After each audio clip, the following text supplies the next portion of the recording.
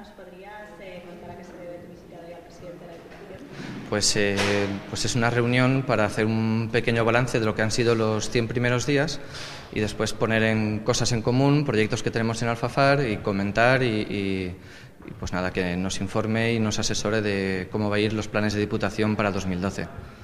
De todos los proyectos que le vas a exponer hoy al presidente, ¿hay alguno que quieras impulsar desde, con ayuda de la Diputación en particular?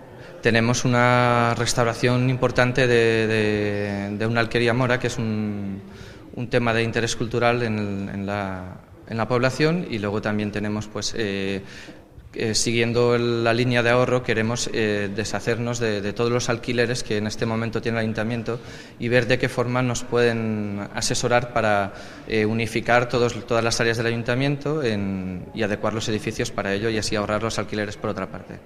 ¿Qué opinas de todos los planes puestos en marcha por el presidente de la Diputación en esta legislatura? El plan de choque, el de pago de facturas, el de asesoramiento a los ayuntamientos. Nos vienen muy bien. En nuestro caso, por ejemplo, después de 32 años de una forma de trabajar, ahora hemos cambiado totalmente de forma de trabajar, más en línea con la actualidad, con la crisis actual, y en estos planes primero es una ayuda, es un desahogo y luego también pues en el asesoramiento pues que nos ayude a encauzar las áreas, a asesorar en según qué áreas y te facilita el trabajo del Ayuntamiento día a día. Y por último, ahora que está en debate el papel de las diputaciones y su existencia, ¿cuál consideras que es el papel, en tu caso, para el municipio de Alfafar? Pues en nuestro caso pues estamos en constante comunicación con todos los diputados, dependiendo de cada área, cada cosa nueva que nos vamos encontrando, cada dificultad que tenemos, cada problema que surge.